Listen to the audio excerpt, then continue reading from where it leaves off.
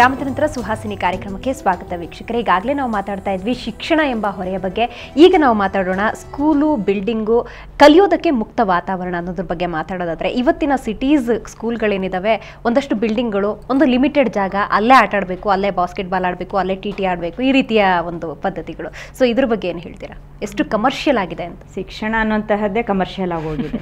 ಯಾಕೆ ಅಂತಂದ್ರೆ ಈಗ ಹುಟ್ಟುತ್ತಾ ಇರೋ ಮಗು ಹುಟ್ಟುತ್ತೆ ಹೊಟ್ಟೆಲಿದೆ ಅಂತ ಅಂದಾಗ್ಲೇನೆ ನಾವು ಅದಕ್ಕೆ ಸೀಟನ್ನ ರಿಸರ್ವ್ ಮಾಡ್ಬಿಡ್ಬೇಕು ಅಡ್ಮಿಷನ್ಸ್ಗೆ. ಇವತ್ತು ಸರ್ಕಾರದ ಕಡೆಯಿಂದ ಸರ್ಕಾರಿ ಕಾಲೇಜುಗಳಲ್ಲಿ ಬಹಳಷ್ಟು ಪ್ರೋತ್ಸಾಹಗಳು ಕೊಡ್ತಾ ಇದ್ದಾರೆ, ಬೇರೆ ಬೇರೆ ಯೋಜನೆಗಳಿದೆ. ಬಟ್ ಸೇರೋರು ಯಾರಿದ್ದಾರೆ?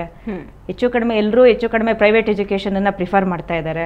ಸೊ ಆ ಪ್ರೈವೇಟ್ ಇನ್ಸ್ಟಿಟ್ಯೂಷನ್ಗಳೇನು, ಬೇಸಿಕ್ ಇನ್ಫ್ರಾಸ್ಟ್ರಕ್ಚರ್, ಒಂದಷ್ಟು ಯಾವುದೋ ಒಂದು ಬಿಲ್ಡಿಂಗ್ ಅನ್ನ ತಗೊಳ್ಳೋದು, ಅಲ್ಲೇ ಸ್ಕೂಲ್ಗಳನ್ನ ಶುರು ಮಾಡೋದು, ಅದಕ್ಕೆ ಸರ್ಕಾರಗಳ ಕಡೆಯಿಂದ ಮಾನ್ಯತೆಗಳನ್ನ ಪಡ್ಕೊಳ್ಳುವಂಥದ್ದು. ಸೊ ಆ ರೀತಿ ವ್ಯವಸ್ಥೆನಲ್ಲಿ, ಆ ರೀತಿ ವಾತಾವರಣದಲ್ಲಿ ಆ ಮಗುಗೆ ಬೇಕಾಗಿರುವಂತಹ ಎಲ್ಲಾ ಶಿಕ್ಷಣ ನೀವು ಹೇಗೆ ಕೊಡೋಕ್ಕಾಗುತ್ತೆ? ಲ್ಯಾಬ್ ಫೆಸಿಲಿಟಿ ಇರ್ಬೋದು, ಪ್ಲೇ ಗ್ರೌಂಡ್ ಇರ್ಬೋದು, ಅಥವಾ ಒಳ್ಳೆ ಲೈಬ್ರರಿ ಇರ್ಬೋದು. ಅಂದ್ರೆ ಒಟ್ಟು ಬೇಸಿಕ್ ಇನ್ಫ್ರಾಸ್ಟ್ರಕ್ಚರಿನ ಕೊರತೆ ಸಾಕಷ್ಟು ಕಡೆ ಇದೆ. ಸೊ ಅದು ಸರ್ಕಾರಿ ಇರ್ಬೋದು ಅಥವಾ ಖಾಸಗಿ ಇರ್ಬೋದು. ಸೊ ಈ ನಿಟ್ಟಿನಲ್ಲಿ ನಿಮ್ಗೆ ಒಳ್ಳೆ ಪ್ಲೇ ಗ್ರೌಂಡೇ ಇಲ್ಲ ಅಂತಂದಾಗ ಆ ಮಗು ಎಲ್ಲ ಆಟ ಆಡ್ಕೊಳ್ಳುತ್ತೆ. ಶಿಕ್ಷಣನೇ ಆಟದ ಮೂಲಕನೇ ಕಲಿಸ್ಬೇಕು ನಾವು ಅದು ಮಾಡ್ತಾ ಇಲ್ಲ. ಶಿಕ್ಷಣ ಶಾಂತಿನಿಕೇತನಲ್ಲಿ ಕಲಿಸ್ತಾ ಇದ್ದಿದ್ದು ಪರಿಸರ ಜೊತೆ ಕಲಿಸ್ತಾ ಇದ್ರು, ಬೈಲಲ್ಲಿ ಕಲಿಸ್ತಾ ಇದ್ರು. ಇವತ್ತು 4 ಗೋಡೆಗಳ ಮಧ್ಯೆ ಕೂಡಾಕೊಂಡು ಒಂದು ಬ್ಲಾಕ್ ಬೋರ್ಡ್, ಒಬ್ಬ ಟೀಚರ್ ಅದನ್ನ ನೇಮಕ ಮಾಡ್ಕೊಂಡು ಅಲ್ಲಿ ಶಿಕ್ಷಣ ಕೊಟ್ರೆ ಮುಗ್ದೋಯ್ತು. ಈ ಕಾನ್ಸೆಪ್ಟ್ ಇದೆ. ಸೊ ಇದರಲ್ಲಿ ನೀವು ಆಟ ಆಡೋದಕ್ಕೆ ಅವಕಾಶ ಕೊಡ್ತೀವಿ ಅಂತ ಅವ್ರ ಕ್ಯಾಲೆಂಡರ್ ಇರುತ್ತೆ, ಬಟ್ ಪ್ಲೇ ಗ್ರೌಂಡೇ ಇರಲ್ಲ.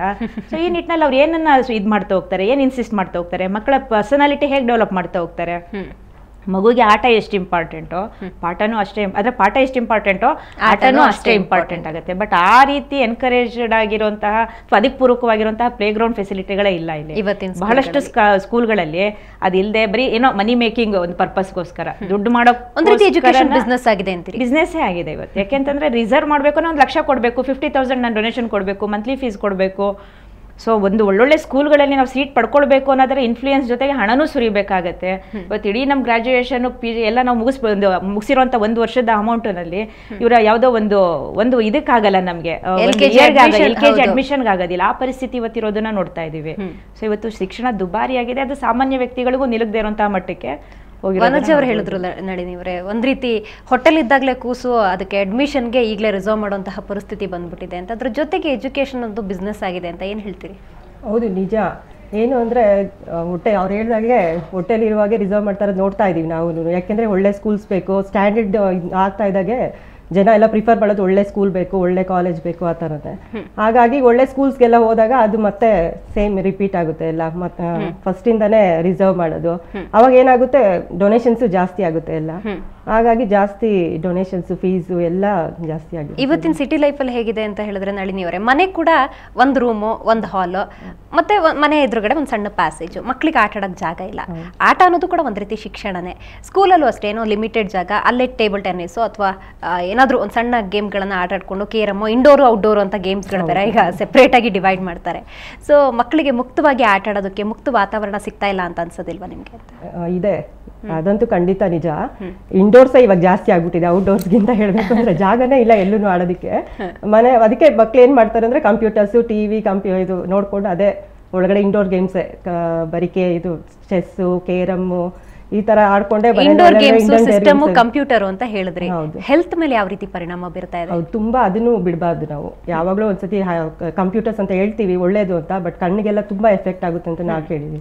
ಅದಕ್ಕೆ ಯಾವಾಗ ಬೇಕೋ ಅವಾಗ ಸುಮ್ಮನೆ ಫ್ರೀ ಇದ್ದಾಗ ಯಾವಾಗ ವಾರಕ್ಕೆ 1 ಸರಿ 2 ಸರಿ ಅಷ್ಟೇ ಸಾಕು. ಯಾವಾಗ್ಲೂ ಅದನ್ನೇ ಬಿಡಬಾರ್ದು. ಟಿವಿನೂ ಅಷ್ಟೇ, ಕಂಪ್ಯೂಟರ್ಸ್ ಅಷ್ಟೇ ಇದು ಮಾಡೋದಕ್ಕೆ. 3-4ನೇ ಕ್ಲಾಸಿನ ಒಂದು ಮಗುಗೆ ಇವತ್ತು ಸ್ಪೆಕ್ಟಿಕಲ್ ಯೂಸ್ ಮಾಡುವಂತಹ ಪರಿಸ್ಥಿತಿ ಇದೆ. ಸೊ ನೀವೇನ್ ಹೇಳ್ತೀರಾ ಒಂದು ಎಜುಕೇಶನ್? ಈಗಿನ ಒಂದು ಸರ್ವೆನ ಮೊನ್ನೆ ನೋಡಿದಾಗ ಹೆಲ್ತ್ ಇದರಿಂದ ಕಂಡಕ್ಟ್ ಮಾಡಿರುವಂತಹ ಸರ್ವೆ ಪ್ರಕಾರ ಇದು ಬೆಂಗಳೂರಲ್ಲಿ 10 ಜನ ಇದನ್ನ ಟೆಸ್ಟ್ ಮಾಡಿದ್ರೆ ಅದರಲ್ಲಿ 7 ಜನ ಇದಕ್ಕೆ ಇವ್ರಿಗೆ ಇದಿದೆ, ಶುಗರ್ ಇದೆ ಅಂತ ಫೈಂಡ್ ಔಟ್ ಮಾಡ್ತಾರೆ. ಇವತ್ತು ಜಂಕ್ ಫುಡ್ ಅಥವಾ ಇನ್ನೇನೋ ಇರುವಂಥದ್ದು, ಅಂದ್ರೆ ಅದು ಮಕ್ಕಳ ಮೇಲೆ ಇವತ್ತು ಬಿಲೋ 30 ಅಥವಾ ಬಿಲೋ 20 ಮಕ್ಕಳಲ್ಲೂ ಸಹ ಇವತ್ತು ಈ ರೀತಿಯ ಒಂದು ಶುಗರ್ ಇರ್ಬೋದು ಅಥವಾ ಬೇರೆ ಬೇರೆ ಒಂದು ದುಷ್ಪರಿಣಾಮಗಳು, ಮತ್ತೆ ಸಶಕ್ತವಾಗಿ ಅಂದ್ರೆ ತುಂಬಾ ಹೆಲ್ತಿ ಸ್ಟ್ರೆಂತ್ ಇಲ್ಲದೆ ಇರುವಂತಹದ್ದು, ತುಂಬಾ ಬೇಗ ಸ್ಟ್ರೈನ್ ಮಾಡುವಂತಹದ್ದು, ತುಂಬಾ ಬೇಗ ಡಿಪ್ರೆಷನ್ ಬೀಳುವಂತಹದ್ದು.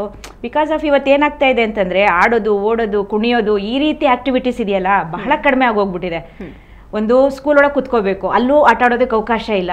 Tight schedule. ಏನು ಹೆಚ್ಚು ಕಡಿಮೆ ಅಂತಂದ್ರೆ ನೀವು 1ನೇ ಕ್ಲಾಸಿಂದಾನೇ ನೋಡ್ಕೊಂಡು ಹೋಗ್ಬಿಡಿ, 11, 12 ಸಬ್ಜೆಕ್ಟ್ಸ್ ಇರುತ್ತೆ. ತಾಯಿನೂ ಹೊರಗಡೆ ಆಫೀಸ್ಗೆ ಹೋಗ್ಬೇಕು, ಏನೋ ಆಗೋಗೋದು. ಮನೆ ಹತ್ರ ಹೋಗಿ ಆಟ ಆಡಕ್ಕೆ ಮನೆ ಹತ್ರನೂ ಅವಕಾಶ ಇರಲ್ಲ, ಯಾಕಂದ್ರೆ ಅಲ್ಲೂ ಗ್ರೌಂಡ್ಸ್ ಏನಿರೋದಿಲ್ಲ. ಮತ್ತೆ ಅವ್ರಿಗಿರೋ ಶಿಕ್ಷಣದ ಹೊರೆ ಹೇಗಿರುತ್ತೆ ಅನ್ನೋದಾದ್ರೆ, ಆಟ ಆಡಕ್ ಬಿಡ್ಬೇಕು ಅನ್ನೋದಾದ್ರೂ ಅದು ಒಂದು ಶೆಡ್ಯೂಲ್ ಆಗೋಗ್ಬಿಟ್ಟಿದೆ. ಹೌದು, 1 ಗಂಟೆ ಮಾತ್ರ ಆಟ ಆಡಿ, 45 ನಿಮಿಷ ಆಗ್ತದಂಗೆ ಬಂದ್ಬಿಡಿ ಕ್ಲಾಸ್. ರಜಾ ಬರುತ್ತೆ, ಸಮ್ಮರ್ ವೆಕೇಶನ್, ಇನ್ನೇನೋ ವೆಕೇಶನ್ ಬರುತ್ತೆ, ಅದಕ್ಕೆ ಇನ್ಯಾವುದೋ ಕ್ಯಾಂಪ್ಗಳಿಗೆ ಫಿಕ್ಸ್ ಮಾಡ್ಬಿಡ್ತೀವಿ. ಯಾಕೆಂದ್ರೆ ಅನೇಕ ಪೋಷಕರು ಏನಾಗಿರ್ತಾರೆ ಅಂದ್ರೆ ಉದ್ಯೋಗಸ್ಥ ಮಹಿಳೆಯರಾಗಿರ್ತಾರೆ, ಅವರು ಟೈಮ್ ಕೊಡೋಕ್ಕಾಗಲ್ಲ, ಮಕ್ಕಳಿಗೆ ಹೆಚ್ಚು ಕಡಿಮೆ ಬಿಡೋದಿಕ್ ಸಾಧ್ಯ ಇಲ್ಲ. ಸೊ ಯಾವ್ದೋ ಕ್ಯಾಂಪ್ಗಳಿಗೆ ಅವ್ರನ್ನ ಫಿಕ್ಸ್ ಮಾಡ್ಬಿಟ್ಟು ಇವ್ರು ಅದ್ ಪರಿಸ್ಥಿತಿನೂ ಆ ರೀತಿ ಇದೆ. ಸೊ ಇದ್ರ ಪರಿಣಾಮ ಅವ್ರ ಹೆಲ್ತ್ ಮೇಲೆ ಬೀರ್ತಾ ಇರೋದನ್ನ ನೋಡ್ತಾ ಹೋಗ್ತಿದೀವಿ. ಸೊ ಇವತ್ತು ಯಾವಾಗ್ಲೂ 60-70 ವರ್ಷಕ್ಕೆ BP, ಶುಗರ್ ಇವೆಲ್ಲ ಶುರುವಾಗುತ್ತೆ ಅನ್ನೋದು ಇತ್ತೀಚಿನ ಮಕ್ಕಳುಗಳಲ್ಲಿ ಇವತ್ತು ಕಾಣಿಸ್ಕೊಳ್ತಾ ಇದೆ.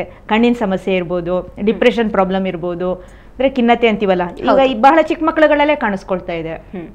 ಸೊ ಬೇರೆ ಬೇರೆ ಇದರಲ್ಲಿ ಇನ್ವಾಲ್ವ್ ಆಗೋದಕ್ಕೆ ಇದು ಕಾರಣ ಆಗ್ತಾ ಇದೆ. ಓಕೆ, ಮತ್ತಷ್ಟು ಮಾತಾಡೋಣ ಇದೆ ಶಿಕ್ಷಣದ ಕುರಿತಂತೆ. ವೀಕ್ಷಕರು, ಈಗಾಗಲೇ ಮಾತಾಡ್ತಾ ಇದ್ವಿ, ಶಿಕ್ಷಣ ಅನ್ನೋದು ಎಷ್ಟು ಕಮರ್ಷಿಯಲ್ ಆಗಿದೆ, ಶಿಕ್ಷಣದಿಂದ ಪೋಷಕರು ಯಾವ ರೀತಿ ಒಂದು ಪಾತ್ರವನ್ನು ನಿರ್ವಹಿಸ್ತಾರೆ, ಇವತ್ತು ಎಷ್ಟು ಬಿಸ್ನೆಸ್ ಓರಿಯೆಂಟೆಡ್ ಆಗಿದೆ ಎಜುಕೇಶನ್ ಅನ್ನೋದ್ರ ಬಗ್ಗೆ ಮತ್ತಷ್ಟು ಮಾತಾಡೋಣ ಪುಟ್ಟ ಬ್ರೇಕ್ನ ನಂತರ.